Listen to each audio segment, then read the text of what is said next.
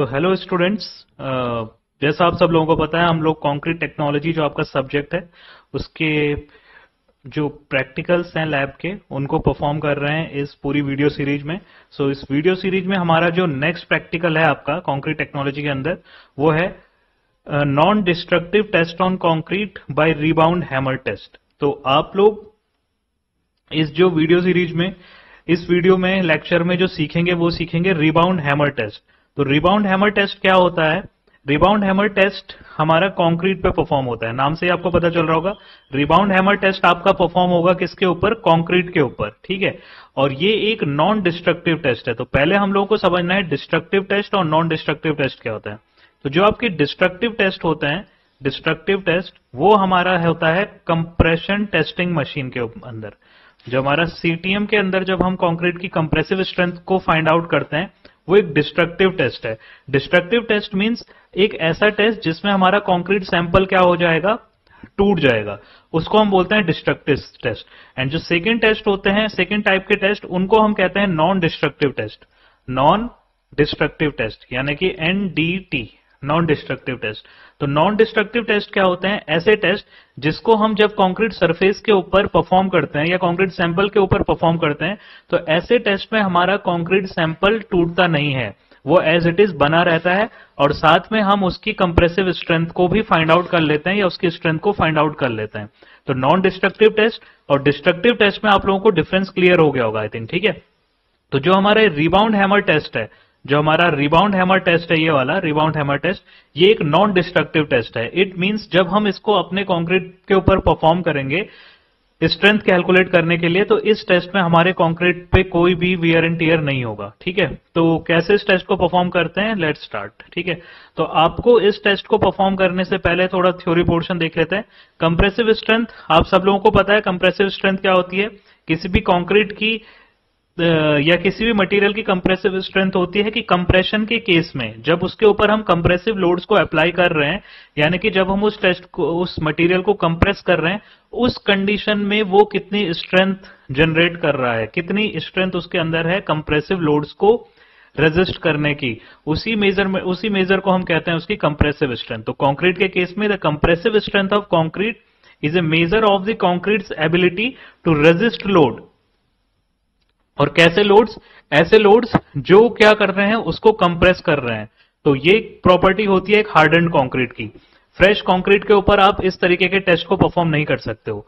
Fresh concrete की workability के लिए जैसे हम slump test, compaction factor test करते हैं, लेकिन हम जो आपका ये वाला टेस्ट है, इस टेस्ट को आप रिबाउंड हैमर टेस्ट को आप एक हार्डन्ड कंक्रीट के ऊपर ही परफॉर्म करोगे, ठीक है।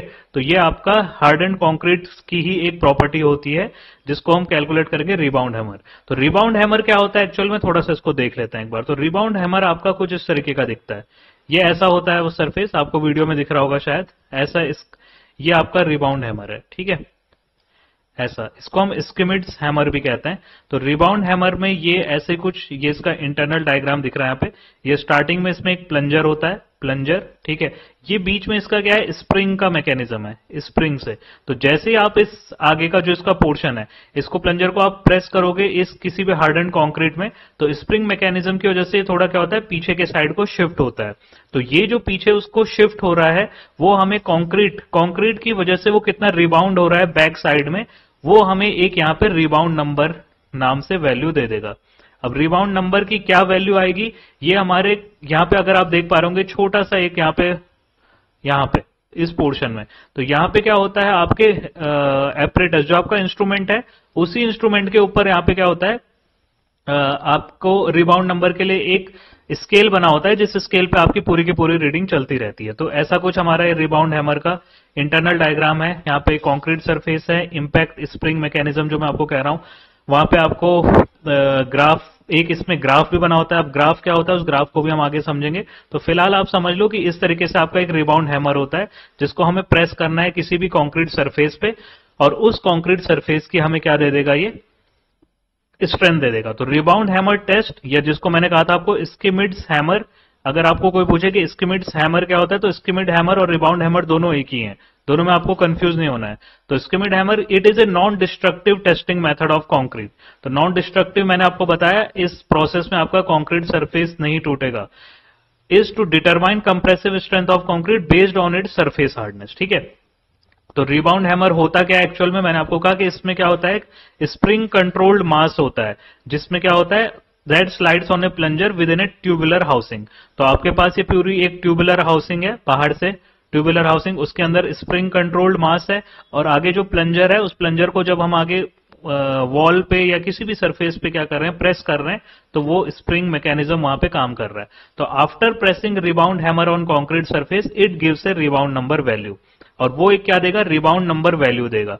और वो रिबाउंड नंबर वैल्यू हमें इंस्ट्रूमेंट के ऊपर, यानी कि इसके ऊपर ही दिखाई देगी, इसके ऊपर ही यहाँ पे क्या होता है, स्केल बना होता है, उस स्केल के ऊपर रिबाउंड नंबर की वैल्यू हमें यहाँ पे दिख जाएगी, ठीक है। अब जब आपके पास रिबाउंड नंबर आ गया, तो रिबाउंड नंबर मैंने आपको बताया कि वो इंस्ट्रूमेंट के ऊपर ही आपको दिखाई देता है। तो रिबाउंड नंबर की वैल्यू जब आपके पास आ गई, तो उस वैल्यू की हेल्प से आपको इसको कैसे कैलकुलेट करना है वो समझ लो। देखो आपके पास रिबाउंड नंबर आ गया, ठीक है, आपके पास रिबाउंड नंबर आ गया। अब उस रिबाउंड नंबर की हेल्प से आप कंप्रेसिव स्ट्रेंथ को कैसे वो करोगे, फाइंड आउट करोगे। तो आपको ये बता दूं कि यही जो आपका इंस्ट्रूमेंट है, एक साइड तो इसमें स्केल बना हुआ है जो रिबाउंड नंबर दे रहा है, और दूसरी साइड इसमें एक ग्राफ भी बना होता है। उस ग्राफ को मैंने मैक्सिमाइज करके यहाँ पे दिखाया हुआ है आपको। तो ये जो आपका ग्राफ है, इस ग्राफ में अगर आप देख पा रहे होंगे, तो आपका जो ये दो एक्सिस है, एक है Y axis, this is Y axis, and this is your X axis. तो एक्स एक्सिस में हमारे पास है rebound value R, X axis में आपके पास है रिबाउंड नंबर आर, और वाई एक्सिस में आपके पास क्या है, एफ सी के, यानी कि कंप्रेसिव स्ट्रेंथ ऑफ कंक्रीट। तो ये 20, 25, 30, 35, 40, 45, ये सब क्या है, रिबाउंड वैल्यूज हैं। और ये जो वाई एक्सिस में आपको दिख रहा है, ये क्या है, आपकी कंप्रेसिव स्ट्रेंथ ऑफ कंक्रीट। तो दोनों के बीच में ग्राफ प्लॉट हो रखा है। अब ग्राफ को समझने से पहले आपको दिख रहा होगा यहाँ पे आपके पास क्या है, टोटल 3 टाइप्स के ग्राफ हैं। अगर आप देख पा रहे होंगे तो यहाँ पे आपके क्या है, 3 ग्राफ हैं, है ना, 1, 2 ये बीच में, and third one is this. तो आपके 3 ग्राफ दिख रहे हैं आपको, 1, 2 एंड 3। तो 3 ग्राफ्स किस बेसिस से बन रहे हैं, इस बेसिस पे, अगर आपका जो इंस्ट्रूमेंट है, आपका जो एपरेटस है रिबाउंड हैमर, अगर आप उसको वर्टिकली डाउनवर्ड डायरेक्शन में रखते हो, वर्टिकली डाउनवर्ड डायरेक्शन में रखते हो, तो ये आपको फर्स्ट टाइप के ग्राफ से फिर आपको रिलेशन निकालना होगा रिबाउंड वैल्यू और कंप्रेसिव स्ट्रेंथ में। अगर आप क्या कर रहे हो, सेकंड टाइप के ग्राफ से निकाल रहे हो, यानी कि आपका जो इंस्ट्रूमेंट है, एपरेटस है, वो वर्टिकल रख के आपने रीडिंग ली है, तो आप फिर कौन से ग्राफ से रीडिंग लोगे, ये बीच वाले सेंटर वाले ग्राफ से।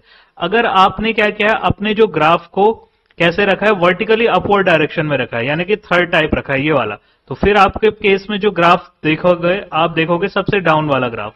तो ये आपकी 3 यहाँ पे सेंटर में दिख रहा होगा आपको इंस्ट्रूमेंट एपरेटस की पोजीशन, यानी कि रिबाउंड हैमर आपका जिस तरीके का होगा, आपका क्या होगा, उस तरीके के उस ग्राफ को आपको बेसिकली इसमें शो कराना है। तो तीनों ही ग्राफ में आपका एक्स एक्सिस में आ रहा है rebound value, and Y axis में आ रहा है आपका ये कंप्रेसिव स्ट्रेंथ। तो अगर आप हॉरिजॉन्टली अपने ग्राफ को रखोगे, सॉरी इंस्ट्रूमेंट को रखोगे हॉरिजॉन्टली, तो सेंटर वाले ग्राफ से आपके पास सपोज वैल्यू यहां से आ गई कितनी, 35, सपोज आपकी रिबाउंड वैल्यू आ रही है 35, तो आप यहां से ऊपर जाओगे यहां पे इस वाले पॉइंट पे, और इस पॉइंट से हॉरिजॉन्टली इधर देखोगे, तो आपकी जो भी ये रीडिंग होगी 25, 26, वो आपकी आ जाएगी directly characteristic compressive strength of concrete.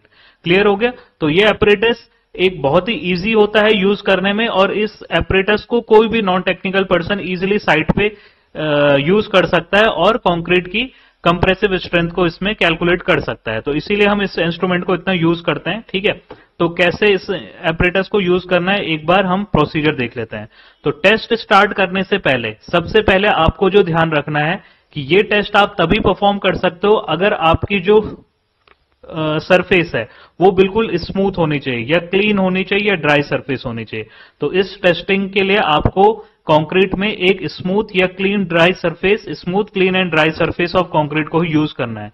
अगर आपके पास स्मूथ ड्राई सरफेस नहीं है, तो जो आपका ये रिबाउंड हैमर होता है, रिबाउंड हैमर के साथ आपको इसमें एक और हमारे पास मिलता है वो होता है ग्राइंडिंग स्टोन। आपको एक ग्राइंडिंग स्टोन भी इसके साथ अवेलेबल होता है, तो आप ग्राइंडिंग स्टोन से उस सरफेस को, ग्राइंडिंग स्टोन ऐसा कुछ होता है इस टाइप का, ठीक है, उसकी हेल्प से आप रब कर सकते हो उस सरफेस को और वहां पे उसको क्लीन कर सकते हो। तो अभी वीडियो में आप देख लेना ग्राइंडिंग स्टोन, ठीक है।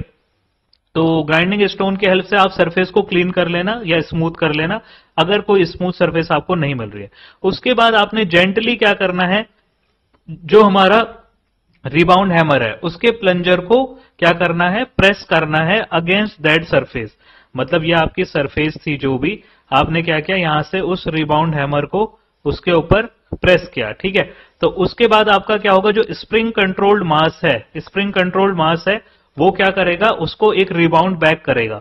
मतलब वहां से क्या होगा, जो सरफेस है कंक्रीट की वो उसको क्या करेगी, रिबाउंड करेगी।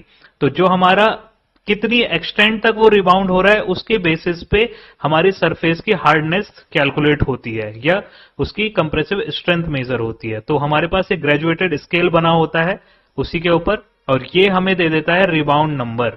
हमें क्या दे देगा, ये सीधे सीधे रिबाउंड नंबर।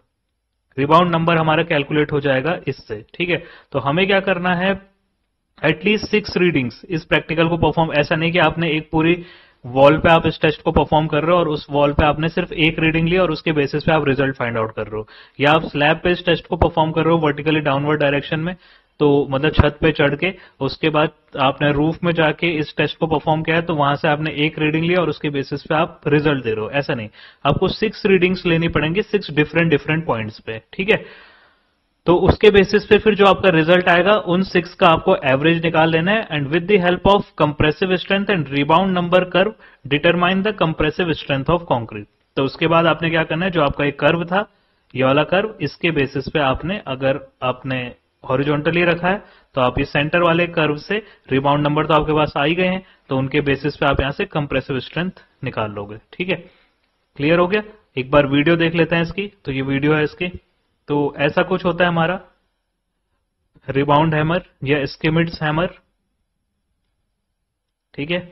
और ये देखो इसमें ग्राफ बना हुआ है, यहीं पे पीछे आपको दिख रहा होगा, उस एपरेटस के ऊपर ही ग्राफ बना हुआ है।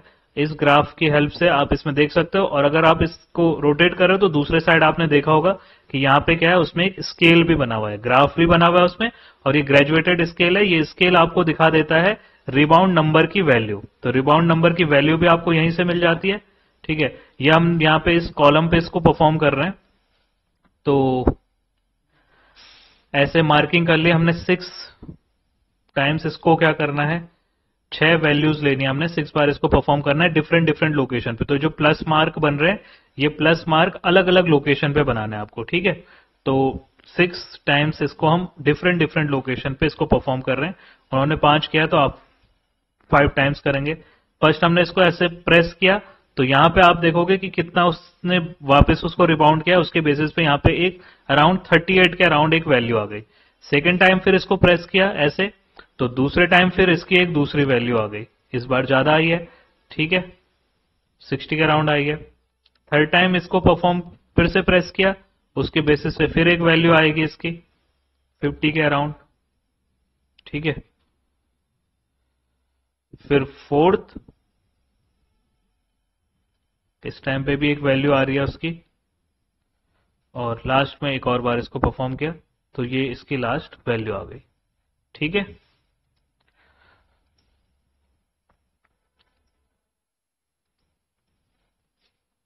और लास्ट एक और वैल्यू आ गई 43 के अराउंड। तो इस बेसिस पे इन सारी वैल्यूज जितनी भी इस पे हम परफॉर्म करेंगे, उनका लास्ट में हम क्या कर लेंगे, रिबाउंड नंबर का एवरेज निकाल लेंगे। तो ये थी इसकी वीडियो, जिसमें आपने देखा कैसे इस टेस्ट को परफॉर्म करना है।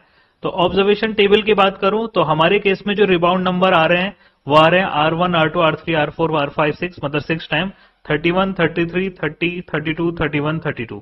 ये ऑब्जर्वेशन टेबल है इसकी, कि अगर हमने 6 बार परफॉर्म किया तो ये इसकी वैल्यूज आ रही हैं। कैलकुलेशन बहुत ही इजी है, 6 वैल्यूज हैं, उन 6 का आपको क्या करना है, एवरेज निकालना है। तो उस एवरेज के बेसिस पे आपका यहाँ पे 31.5 आ गया। अब ये जो हमारा रिबाउंड नंबर है, हमने इस टेस्ट को कैसे परफॉर्म किया था, हॉरिजॉन्टली, मतलब हमें कौन सा ग्राफ देखना है, सेंटर वाला ग्राफ।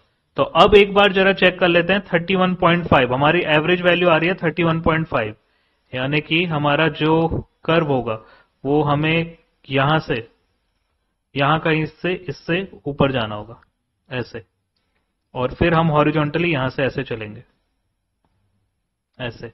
तो ये जो वैल्यू होगी हमारी, ये हमारी कंप्रेसिव स्ट्रेंथ होगी। तो एक बार चेक कर लेते हैं। सेंटर वाला ग्राफ क्यों देख रहे हैं, ये तो मेरे ख्याल से सबको समझ में आ गया होगा, ठीक है। तो इसके बेसिस पे हमारे जो कंप्रेसिव स्ट्रेंथ ऑफ कंक्रीट आ गई, वो कितने आ गई, 23 न्यूटन पर एमएम स्क्वायर। तो कैसे आया, हमने 31.5 जो हमारा रिबाउंड नंबर था कंक्रीट सैंपल का, हमने अपने एपरेटस को हॉरिजॉन्टली रखा था। तो इसलिए हम कौन सा ग्राफ चेक कर रहे हैं, ये सेंटर वाला ग्राफ, ये वाला ग्राफ, ये जिसपे मैं अपने पेन को मूव करा रहा हूं, इस पे हम चेक करा तो वहां से हमारे पास वैल्यू कितनी आ गई, 23, ये वाले, मतलब यहां कहीं हमारी वैल्यू आएगी, ठीक है। तो इस तरीके से इसको परफॉर्म करना था। तो आपका रिजल्ट यहां पे आ गया क्या, compressive strength of the concrete sample is 23 newton per mm square, 23 newton per mm square. 31.5 हमारी रिबाउंड नंबर और compressive strength of concrete sample आ गए 23 न्यूटन पर एमएम स्क्वायर। अब इसके बेसिस पे क्वालिटी ऑफ कंक्रीट सैंपल कैसे check करते हैं, तो इस ऑब्जर्वेशन टेबल को आप देखो, quality of concrete and rebound number. अगर आपका रिबाउंड नंबर ग्रेटर देन 40 है, अगर आपका रिबाउंड नंबर ग्रेटर देन 40 है, तो आपका जो क्वालिटी ऑफ कंक्रीट होगी वो होगी वेरी गुड, मतलब ये वाली क्वालिटी होगी। अगर आपका रिबाउंड नंबर 30 टू 40 के बीच में है, तो फिर उसके में आपकी जो क्वालिटी ऑफ कंक्रीट होगी वो होगी गुड, ठीक है। अगर आपकी क्वालिटी आपका रिबाउंड नंबर 20 टू 30 के बीच में आता है, तो 20 टू 30 के बीच में आपकी जो क्वालिटी ऑफ कंक्रीट होगा वो होगा फेयर। अगर लेस देन 20 आता है तो फिर होगा पुअर, और अगर जीरो रिबाउंड नंबर कुछ भी नहीं आ रहा तो डिलेमिनेटेड, ठीक है। तो इसके बेसिस पे हम क्वालिटी चेक करते हैं अपने कंक्रीट की रिबाउंड नंबर के बेसिस पे। तो हमारे केस में जो हमारा रिबाउंड नंबर वैल्यू थी वो कितनी थी, 31.5। 31.5 कौन से वाले के बीच में आएगा, सेकंड वाले के बीच में। हमारे केस में जो कंक्रीट का रिबाउंड नंबर आ रहा है वो आ रहा है 31.5। तो इट मींस हमारा कंक्रीट सैंपल गुड क्वालिटी का है, सेकंड वाला, ठीक है। तो यहां पे हमने वही किया है, rebound number of the concrete sample is 31.5। फिर हमने कर्व में जाके देखा तो compressive strength of the concrete sample आ गई हमारी 23 newton per mm square, and quality of the concrete sample जो हमारा हो जाएगा गुड हो जाएगा। क्वालिटी हमारी जो हो गई कौन सी हो गई, गुड क्वालिटी का हम इसमें कंक्रीट सैंपल यूज कर रहे हैं, ठीक है। तो ये था आपका रिबाउंड नंबर टेस्ट। इसमें प्रिकॉशंस देख लेते हैं। तो कंक्रीट सरफेस मैंने आपको बताया कि जब आप इस टेस्ट को परफॉर्म करोगे तो कंक्रीट सरफेस आपकी कैसी होनी चाहिए, स्मूथ होनी चाहिए। बिफोर परफॉर्मिंग दिस टेस्ट आपका जो कंक्रीट सरफेस होनी चाहिए वो स्मूथ होनी चाहिए, ठीक है। Point of contact of apparatus, point of contact of apparatus, तो जो आप जब इस टेस्ट को परफॉर्म करेंगे, सपोज आप इस कॉलम में या किसी भी सरफेस में इस टेस्ट को परफॉर्म कर रहे हैं, तो आपको ये ध्यान रखना है कि आपको कॉर्नर से 20 mm दूर, जो भी आप 6 रीडिंग 5 रीडिंग ले रहे हो, एटलीस्ट 20 mm या 2 सेंटीमीटर आपका दूर होना चाहिए वो पॉइंट ऑफ कांटेक्ट, ठीक है। From corner also and from any discontinuous और शार्प एज, या तो डिसकंटिन्यूअस या शार्प एज से भी क्या होना चाहिए, 20 mm दूर होना चाहिए। आपको ये प्रिकॉशंस इसमें स्पेशली ध्यान रखना है। और एक्सपेरिमेंट आप जहां पे भी इस टेस्ट को परफॉर्म कर रहे हो वो फ्री होना चाहिए किसी भी वाइब्रेशन या शॉक से। मतलब आपका जो भी ये टेस्ट परफॉर्म होगा वो टेस्ट आपका वो जो जिस जगह पे आप ये कर रहे हो वहां पे कोई भी वाइब्रेशन या शॉक नहीं होने चाहिए। सबसे इंपॉर्टेंट पॉइंट इसमें यही है कि सरफेस क्लीन होना चाहिए, स्मूथ होना चाहिए, and point of contact of apparatus should be 20 mm। जो आप ये अगर सरफेस है आपकी, तो यहां कॉर्नर से 20 mm या 2 सेंटीमीटर अवे आपको रखना है अपने एपरेटस को इस टेस्ट को परफॉर्म करते टाइम। तो रिबाउंड नंबर टेस्ट एक बार स्टार्टिंग से देख लो। रिबाउंड हैमर टेस्ट में आपने क्या किया, ये एक नॉन डिस्ट्रक्टिव टेस्ट था जिसमें हम क्या करते हैं, कंक्रीट की स्ट्रेंथ, कंप्रेसिव स्ट्रेंथ को कैलकुलेट करते हैं। यानी कि इसमें हमारे टेस्ट को परफॉर्म करने के बाद हमारी कंक्रीट सरफेस को कुछ नहीं होता है। और इसी रिबाउंड हैमर को हम लोग कुछ लोग स्किमिड्स हैमर नाम से भी जानते हैं। तो अगर आपको कोई बोले स्किमिड्स हैमर टेस्ट तो समझ जाना कि रिबाउंड हैमर टेस्ट वही उसका एक दूसरा नाम है, ठीक है। क्लियर हो गया। तो ये स्किमिड हैमर टेस्ट और रिबाउंड हैमर टेस्ट दोनों सेम होते हैं, दोनों अलग अलग नहीं है, ठीक है। फिर ये था आपका टेस्ट रिबाउंड हैमर टेस्ट जिसमें हमने compressive strength of concrete calculate की। तो आई होप आपको ये टेस्ट समझ में आ गया होगा। बहुत इजी टेस्ट है परफॉर्म करने के लिए, कोई भी नॉन स्किल्ड पर्सन भी इस टेस्ट को परफॉर्म कर सकता है और उसके बेसिस पे हम अपने कंप्रेसिव स्ट्रेंथ के साथ साथ क्वालिटी ऑफ कंक्रीट भी चेक कर सकते हैं। ठीक है, तो आई होप आपको ये टेस्ट समझ में आया होगा। सो thank you so much. So hello students, आपका जो कंक्रीट टेक्नोलॉजी सब्जेक्ट है कंस्ट्रक्शन ऑटोमेशन ब्रांच के अंदर, इसमें हम लोग नेक्स्ट प्रैक्टिकल स्टार्ट कर रहे हैं अपना, जो हमारे कंक्रीट टेक्नोलॉजी के प्रैक्टिकल्स हम इसमें परफॉर्म कर रहे हैं।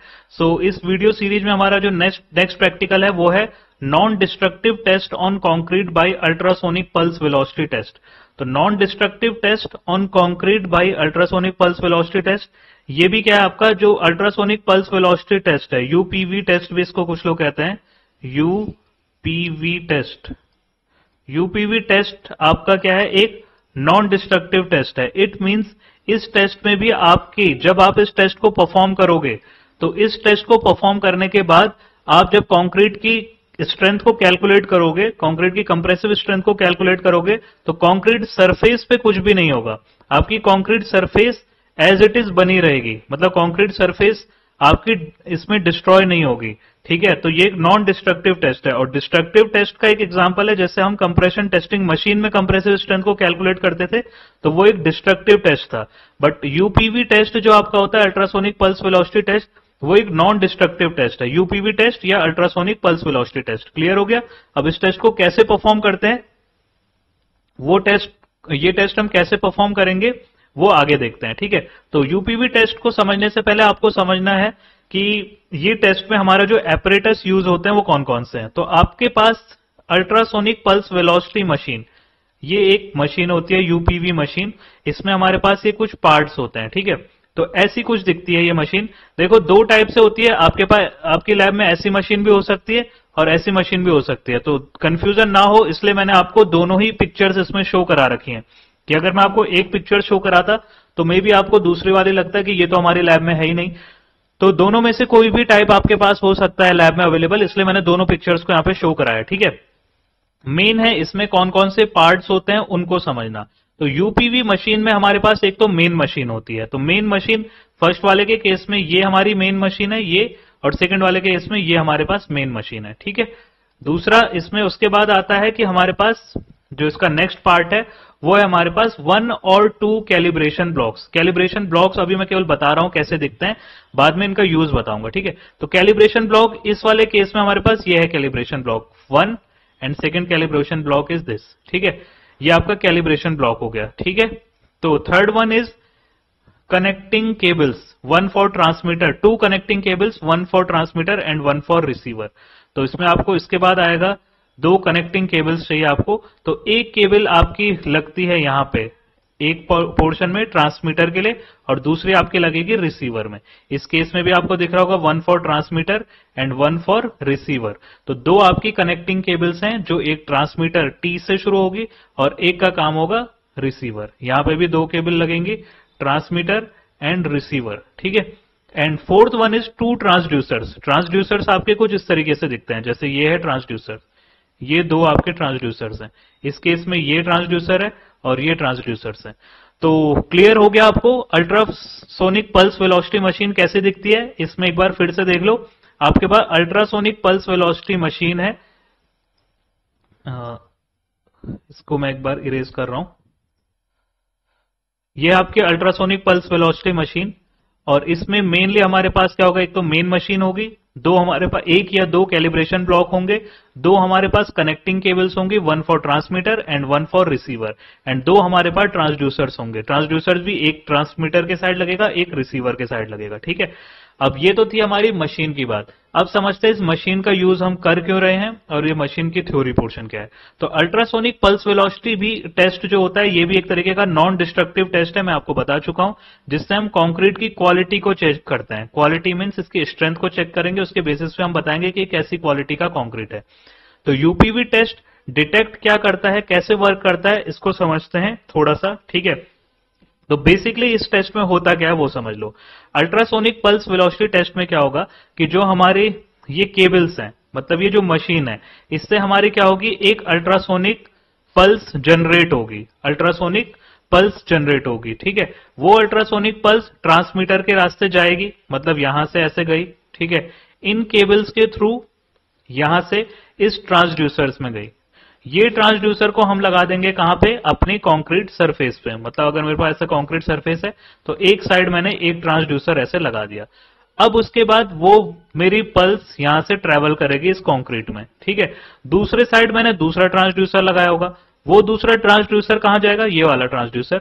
ये ट्रांसड्यूसर फिर इस रिसीवर वाली केबल से दूसरे वाले साइड यहां पे जाएगी, यहां पे कनेक्ट होगी।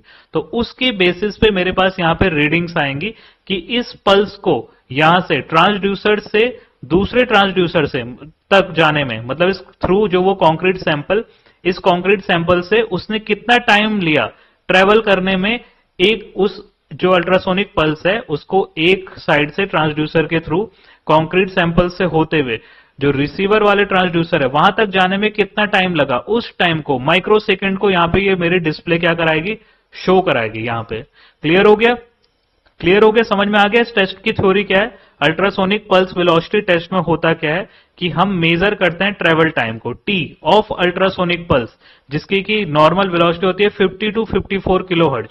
50 से 54 किलो हर्ट्ज की एक अल्ट्रासोनिक पल्स हमारी जनरेट होगी मशीन से, जो थ्रू वन ट्रांसड्यूसर, ट्रांसमीटर और रिसीवर जो केबल्स हैं वहां से वो एक ट्रेवल करेगा और कंक्रीट मेंबर से ट्रेवल होकर दूसरे साइड आ जाएगा, ठीक है। तो कुछ इस तरीके से उसके बेसिस पे हम क्वालिटी ऑफ कंक्रीट चेक करेंगे। अब क्वालिटी ऑफ कंक्रीट हम कैसे चेक करेंगे, देखो तो यूपीवी टेस्ट में होता क्या है, देखो ये हमारे पास एक कंक्रीट सैंपल है, दूसरा कंक्रीट सैंपल है।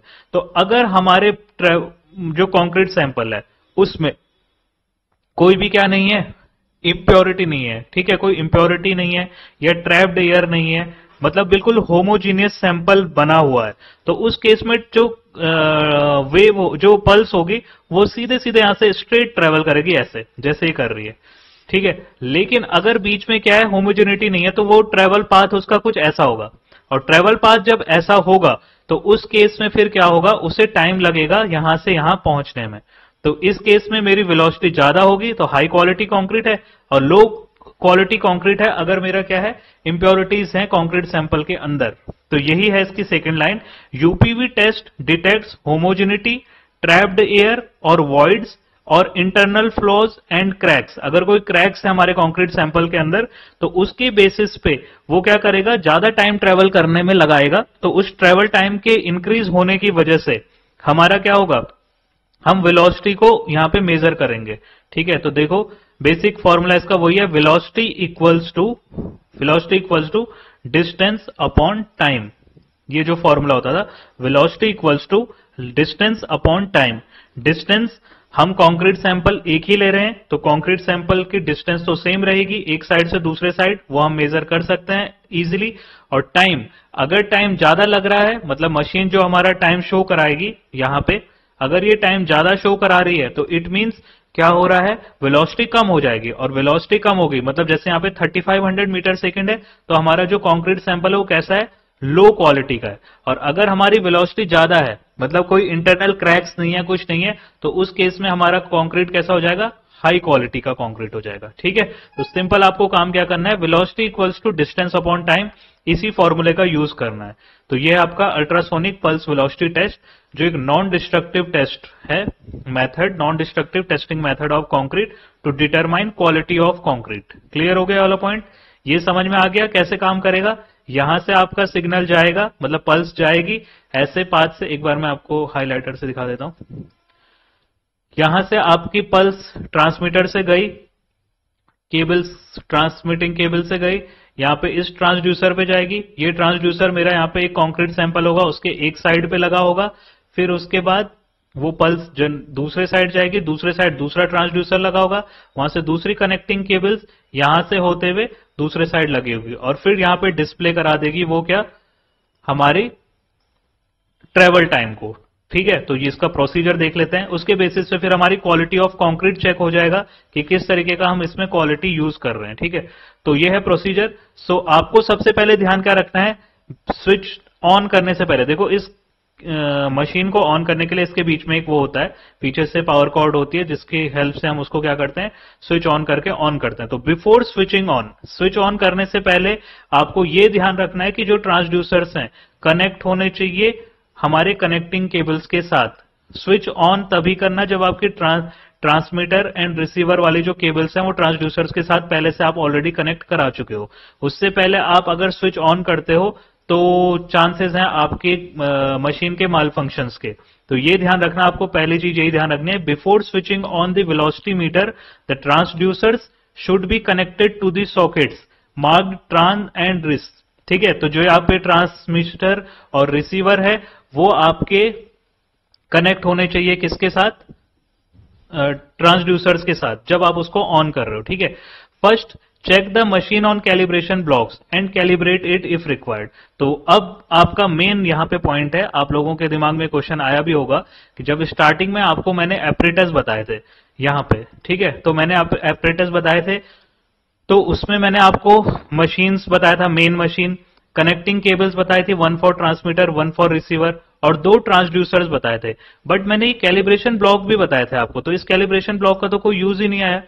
तो जो ये कैलिब्रेशन ब्लॉक्स हैं इसका कहां पे यूज आएगा, क्योंकि मेन मशीन तो आप समझ गए, कनेक्टिंग केबल्स भी आप समझ गए, एक ट्रांसमीटर और एक रिसीवर, ट्रांसड्यूसर भी समझ गए आप, एक हमारा कंक्रीट ब्लॉक के एक लेफ्ट साइड लगेगा एक राइट साइड लगेगा। लेकिन कैलिब्रेशन ब्लॉक का क्या यूज है, तो देखो बेसिकली कैलिब्रेशन ब्लॉक्स, जो ये कैलिब्रेशन ब्लॉक हैं ये क्या होते हैं, तो देखो कई बार क्या होता है स्टार्टिंग में हमारी जो मशीन होती है वो मशीन क्या होती है, ढंग से वर्क नहीं करती, सही से वर्क नहीं करती है। तो ऐसे केसेस में हम क्या करते हैं, हमें मशीन के साथ साथ जो यूपीवी मशीन है, अल्ट्रासोनिक पल्स वेलोसिटी मशीन, इसके साथ साथ हमें 1 या 2 कैलिब्रेशन ब्लॉक्स मिलते हैं। अब वो कैलिब्रेशन ब्लॉक्स क्या होते हैं, नॉन वेलोसिटी के होते हैं। जैसे उसमें सपोज रीडिंग है 24 माइक्रोसेकंड, तो ये उसकी ऑलरेडी हमारे पास क्या होती है, रीडिंग उसमें मेंशन होती है, उस कैलिब्रेशन ब्लॉक के ऊपर लिखी होती है। तो हम क्या करेंगे, यहां से ये कनेक्टिंग केबल्स ये सब लगाएंगे और एक ट्रांसड्यूसर को ब्लॉक के एक साइड लगा देंगे यहां से, एक को पीछे दूसरे साइड से लगा देंगे, और उस बेसिस पे चेक करेंगे कि हमारी जो डिस्प्ले हो रही है मशीन में रीडिंग, क्या वो 24 माइक्रोसेकंड की है या नहीं है। मैं जस्ट एग्जांपल दे रहा हूं, 24, जरूरी नहीं आपको इसी माइक्रोसेकंड का कैलिब्रेशन ब्लॉक मिलेगा। तो जब आपको स्टार्टिंग में कंपनी के साइड से ही क्या होगा, कैलिब्रेशन ब्लॉक मिला हुआ होगा, तो आप उस कैलिब्रेशन ब्लॉक्स पे ट्रांसड्यूसर्स को लगा के चेक कर सकते हो कि क्या वो रीडिंग सही दे रहा है या नहीं दे रहा है। अगर वो रीडिंग सही नहीं दे रहा है तो आपको क्या करना है, यहां पे एक नोब बनी होती है मशीन के, यहां पे या कहीं पे भी, उस नोब्स की हेल्प से आपने क्या करना है, नोब को मूव कराना है और वहां डिस्प्ले रीडिंग, अगर सपोज वो 24 नहीं दे रहा है, वो 25 दे रहा है या 24.8 दे रहा है या 23.6 दे रहा है, तो उसको आपने लेफ्ट या राइट मूव करा के उसको एग्जैक्टली 24 पे ले आना है। तो इस तरीके से आपकी मशीन क्या हो जाएगी, कैलिब्रेट हो जाएगी, मतलब सही वर्क करना स्टार्ट कर देगी। तो कैलिब्रेशन ब्लॉक्स का मेनली काम यही है। इसमें आपको मशीन के साथ 1 या 2 कैलिब्रेशन ब्लॉक्स जरूर मिलते हैं और उनका मेन वर्क यही होता है कि आपकी मशीन को चेक कैलिब्रेट करना। अगर वो गलत रीडिंग शो करा रही हैं तो उनकी हेल्प से आप उसको क्या कर सकते हो, सही से वर्क करा सकते हो। ठीक है, तो ये आपका मेन वर्क होता है इसमें। तो प्रोसीजर की बात कर रहा था मैं, सबसे पहले आपने क्या किया, ट्रांसमीटर रिसीवर जो ट्रांसड्यूसर्स हैं उनसे कनेक्ट करा दिए, फिर आपने मशीन को स्विच ऑन किया, फिर first check the machine on calibration blocks and calibrate it if required. तो अगर रिक्वायर्ड है, अगर आपको लग रहा है, पहले हम कैलिब्रेशन ब्लॉक पे मशीन को चेक करेंगे, अगर रीडिंग सही दे रहा होगा तो ठीक, अगर नहीं दे रहा होगा तो फिर हम क्या करेंगे, उसको कैलिब्रेट करेंगे। फिर उसके बाद आपको कंक्रीट सैंपल, जो भी आपने कंक्रीट सैंपल लिया है, सपोज आपने वही 150 बाई 150 का सैंपल बनाया पे, 150 बाई 150 का सैंपल है, तो आप एक रुको,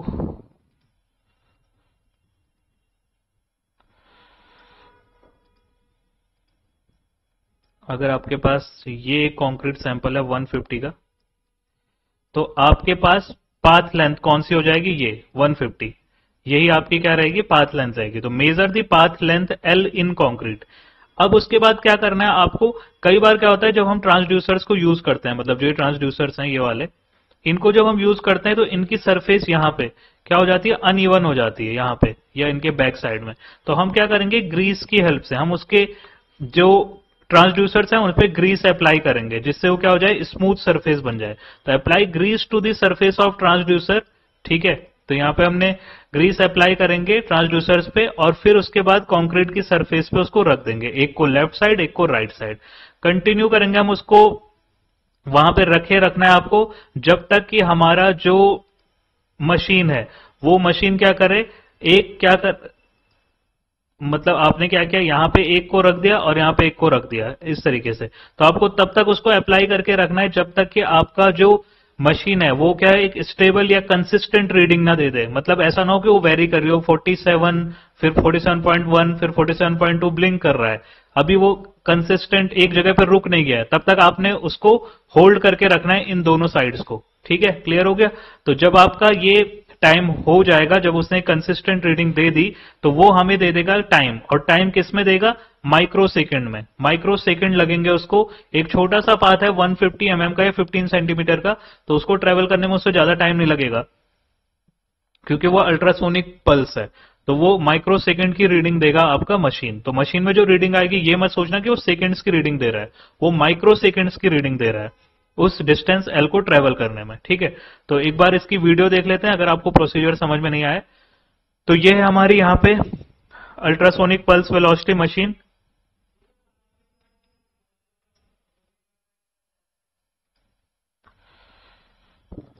ठीक है, ये है आपकी मशीन मेन। मैंने इसको थोड़ा पॉज कर दिया यहाँ पे। ये है आपकी मशीन। ठीक है, ये एक साइड है आपका रिसीवर, एक साइड है ट्रांसमीटर। यहां से एक केबल जा रही है ट्रांसमिटिंग केबल, यहां से दूसरी केबल जा रही है, यहां पे ग्रीस अप्लाई करेंगे हम।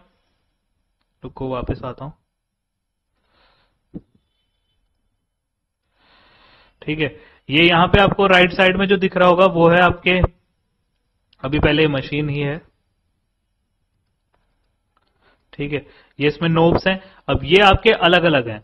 ये आपका एक ट्रांसड्यूसर है, ये दूसरा ट्रांसड्यूसर है, और ये हमारा है कैलिब्रेशन ब्लॉक। ठीक है, ये कैलिब्रेशन ब्लॉक हमारा है 25.7 की रीडिंग इसमें ऑलरेडी क्या है, इन्होंने लिख के दे रखी है कि इस कैलिब्रेशन ब्लॉक में अगर आप एक साइड एक ट्रांसड्यूसर लगाते हैं, दूसरे साइड दूसरा ट्रांसड्यूसर लगाते हैं, तो 25.7 की रीडिंग देनी चाहिए। तो आप देख रहे होंगे यहाँ पे ये जो डिस्प्ले करा रहा है 25 पे अभी वेरी कर रहा है, कंसिस्टेंट नहीं है। ठीक है, तो अगर वो रीडिंग सही नहीं दे रहा है तो इस नोब की हेल्प से हम क्या करेंगे, मशीन को कैलिब्रेट करेंगे। दिख रहा है ना आपको, यहां पे हम क्या कर रहे हैं, अभी इस मशीन को कैलिब्रेट कर रहे हैं। तो अब जब हमें लगेगा कि ये मशीन कैलिब्रेट हो गई, उसके बाद जैसे ये यहाँ पे 25.7 पे हमने इसको कैलिब्रेट कर दिया, अब with the help of this knob, तो इस नोब की हेल्प से आपने अब इसको कैलिब्रेट कर दिया, तो अब ये रीडिंग सही देगी। अब इसके बाद क्या करेंगे, हम दोनों ट्रांसड्यूसर पे हमने क्या कर दिया, ग्रीस अप्लाई कर दिया, जिससे कि क्या हो, इनकी सरफेस स्मूथ हो जाए। क्योंकि बहुत बार ऐसा होता है आपकी जो ट्रांसड्यूसर की सरफेस स्मूथ नहीं होती है, और इस वजह से आपका क्या होता है, वो सही रीडिंग नहीं देता है। ठीक है, तो अब आपने स्मूथ कर दिया इसको। इसके बाद अब हम इसको कंक्रीट सैंपल पे, जो भी आपका कंक्रीट सैंपल है, उस कंक्रीट सैंपल पे इसको हम एक साइड एक ट्रांसड्यूसर को रख देंगे और दूसरे साइड दूसरे ट्रांसड्यूसर को रख देंगे इस तरीके से।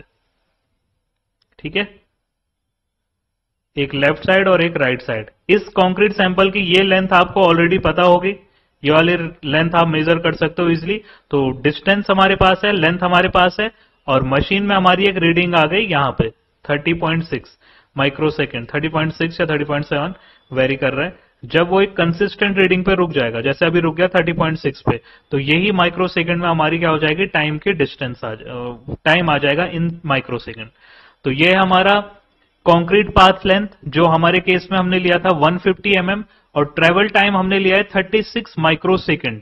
तो 150 है हमारा कॉन्क्रीट पाथ की लेंथ, और ट्रेवल टाइम है हमारे केस में कितना, 36 माइक्रो सेकेंड। ठीक है, तो पल्स वेलोसिटी जो हमारी हो जाएगी वो हो जाएगी path length upon travel time. तो path length upon travel time आपको पता है velocity equals to L upon T. तो 150 है हमारा में और 36 है हमारा माइक्रो सेकेंड में। तो ये हमारा जो आएगा 4.17 पर माइक्रो सेकेंड आएगा। और अगर आप पर माइक्रो सेकेंड को, अगर आप पर माइक्रो सेकेंड को कन्वर्ट करोगे तो आप देखोगे कि पर माइक्रो सेकेंड इक्वल्स होता है किलोमीटर पर सेकेंड के। ठीक है, आप इजीली कर सकते हो। तो पर सेकेंड लिखो या किलोमीटर पर सेकेंड लिखो, 4.17 किलोमीटर पर सेकेंड, ये हमारी हो गई क्या, पल्स वेलोसिटी। कैलकुलेशन समझ में आ गई, 4.17 किलोमीटर पर सेकेंड कैसे आया। तो इसके बेसिस पे जो आपकी 4.17 kilometre per second pulse velocity है, इसके बेसिस पे आपकी क्वालिटी ऑफ कंक्रीट चेक होती है। तो क्वालिटी ऑफ कंक्रीट, अगर आपकी pulse velocity 4 kilometre per second से ज्यादा है, 4 किलोमीटर पर सेकंड से ज्यादा आपकी पल्स वेलोसिटी है, तो आपका जो कंक्रीट सैंपल है वो very good to excellent quality में आता है। अगर आपका 3.5 मतलब 4 किलोमीटर पर सेकंड से ज्यादा है तो very good to excellent quality of concrete है। अगर 3.5 टू 4 किलोमीटर पर सेकंड है तो गुड टू वेरी गुड और स्लाइट पोरोसिटी में exist. Good to very good quality का कंक्रीट है, इसमें आपकी स्लाइट हो सकता है पोरोसिटी एग्जिस्ट करती हो, लेकिन quality good to very good रहेगी। और 4 से ज्यादा है तो very good to excellent. 3 to 3.5 kilometre per second है, मतलब थर्ड वाला कैटेगरी है, तो इस केसेस में आपका सेटिस्फैक्ट्री है, सेटिस्फैक्ट्री क्वालिटी है, बहुत अच्छी नहीं है, but loss of integrity is suspected. हो सकता है इसमें जो क्रैक्स वगैरह है वो थोड़ा बहुत ज्यादा हो सकती हैं। अगर आपकी velocity, pulse velocity 3 kilometre per second से भी कम आती है तो उस केस में आपका क्वालिटी कैसी होगी, पुअर क्वालिटी का कंक्रीट होगा and loss of integrity exist. तो इसके बेसिस पे पल्स वेलोसिटी के केसेस पे 4 kilometre per second, 3.5 to 4 kilometre per second and third is 3 to 3.5 and less than 3। तो ये 4 क्वालिटी की कंक्रीट होंगे। हमारे केस में आंसर कौन सा आ रहा है, अगर हम एक बार फिर से देखें रिजल्ट को, कैलकुलेशन को, तो हमारे केस में आंसर आ रहा है 4.17 किलोमीटर पर सेकंड। तो आपका जो कंक्रीट है, मतलब हमारा जो गिवन कंक्रीट है वो कौन सी कैटेगरी में आएगा, वेरी गुड वाले में आएगा। वेरी गुड, ठीक है। तो हमारा कौन सी कैटेगरी में आ रहा है, वेरी गुड, यानी कि फर्स्ट में 4.17 greater than 4 kilometre per second वाला है, तो रिजल्ट हमारा ये आ गया, ठीक है। अब टेस्ट को परफॉर्म करते टाइम आपको क्या क्या प्रिकॉशंस लेने, एक बार उनको चेक कर लेते हैं। तो पहली चीज आपको जो देखनी है कि जब आप ट्रांसड्यूसर्स को अप्लाई कर रहे हैं कंक्रीट सैंपल के ऊपर या लेफ्ट राइट जहां भी, तो उस टाइम पे आप रीडिंग लेते टाइम ट्रांसड्यूसर आपका मूव नहीं होना चाहिए। ट्रांसड्यूसर आपका क्या होना चाहिए, मूव नहीं होना चाहिए, ठीक है। क्योंकि अगर आप ट्रांसड्यूसर को मूव कराते हैं तो ये नॉइज सिग्नल्स में जनरेट कर सकता है और उसके ट्रेवल टाइम को बढ़ा या कम कर सकता है, मतलब इंक्रीज डिक्रीज कर सकता है आपके ट्रेवल टाइम। तो इस वजह से हमारी रीडिंग्स फॉल्टी हो सकती हैं, है ना, कि आपने ट्रांसड्यूसर अगर आप मूव कराते हो ड्यूरिंग आपकी मेजरमेंट, तो उस टाइम पे आपका क्या हो सकता है, रीडिंग्स गलत आ सकती हैं अगर आप ट्रांसड्यूसर को मूव करा रहे हो। जैसे ये है, तो जब आपके दोनों साइड ये ट्रांसड्यूसर लगे हैं तो ये मूव नहीं होने चाहिए जब आप क्या कर रहे हो, वरना ये इसके पाथ टाइम को क्या कर सकते हैं, चेंज कर सकते हैं। तो ये एक इंपॉर्टेंट प्रिकॉशन है, जब आप इस टेस्ट को परफॉर्म कर रहे हो उस टाइम आपको ये ध्यान में रखना है, ठीक है। तो ये आपका टेस्ट था अल्ट्रासोनिक पल्स वेलोसिटी टेस्ट, जिससे हम डिटेक्ट, ये एक नॉन डिस्ट्रक्टिव टेस्ट है और जिसकी हेल्प से हम क्या चेक करते हैं, कंक्रीट की स्ट्रेंथ को चेक करते हैं यूपीवी टेस्ट की हेल्प से। तो बहुत इंपॉर्टेंट टेस्ट है और काफी अच्छा टेस्ट है क्योंकि नॉन डिस्ट्रक्टिव कैटेगरी में आता है, तो इजीली आप इसकी कंप्रेसिव स्ट्रेंथ को चेक कर सकते हैं। तो आई होप आपको ये टेस्ट समझ में आया होगा कि कैसे इस टेस्ट को हम परफॉर्म करते हैं और इस टेस्ट की हेल्प से हम कैसे कैलकुलेट करते हैं कंप्रेसिव स्ट्रेंथ को। तो thank you so much. So students, हमने ये जो 13 प्रैक्टिकल्स थे ये इस पूरे वीडियो सीरीज में कवर किए हैं और सारे प्रैक्टिकल्स हमारे अराउंड कवर हो चुके हैं। स्टार्टिंग मैंने आपको बताया ही था कि फर्स्ट टेस्ट को हम परफॉर्म नहीं करेंगे क्योंकि ये ऑलरेडी आप लैब में देख चुके हो। तो बाकी सारे टेस्ट हमने परफॉर्म किया, particle size distribution, silt in fine aggregate, bulking of fine aggregate और flakiness and elongation index, specific gravity and water absorption test, bulk density and voids of aggregate, slump test, और ये इसी का second part, slump test 2 part में चला था। फिर हमने कॉम्पैक्शन फैक्टर टेस्ट देखा था जो वर्केबिलिटी के लिए यूज होता है। उसके बाद हमने कंप्रेसिव स्ट्रेंथ ऑफ कंक्रीट भी देख लिया था जिसकी हेल्प, जो एक डिस्ट्रक्टिव टेस्ट में आता है, कंप्रेशन टेस्टिंग मशीन से हेल्प किया था। और फिर हमने देखा था rebound hammer test and ultrasonic pulse velocity test, दोनों ही नॉन डिस्ट्रक्टिव टेस्ट हैं एंड इनकी हेल्प से भी हम कंक्रीट की स्ट्रेंथ को ही मेजर करते हैं। तो ये सारे टेस्ट हमने परफॉर्म किए इस वीडियो सीरीज के अंदर। आई होप आप लोगों को टेस्ट समझ में आ गए होंगे सारे और इजीली आप लोग ये सब चीजें समझ गए होंगे। So thank you to all of you.